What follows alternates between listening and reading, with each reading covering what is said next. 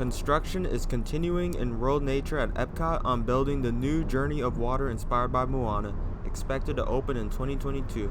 So I hopped on the monorail and I was trying to record some construction updates, seeing how everyone is doing, seeing if any progress is getting done. I know there's a lot of work in the Guardians still, but I just wanted to check on it. So yeah, there's not that much to see. It hasn't actually looked like there's been any big changes since December, when there was a lot of leaks and updates of the land. So that's pretty much it. It looks, the same. But anyways, for the people who don't know, this is going to be based on Moana.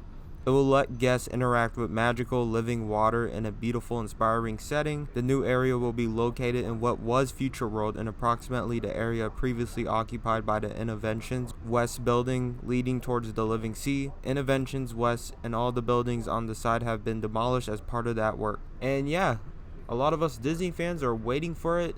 Of course, Epcot's been having the most work these last couple years, and it is pretty cool. This will be the cherry on top along with Guardians.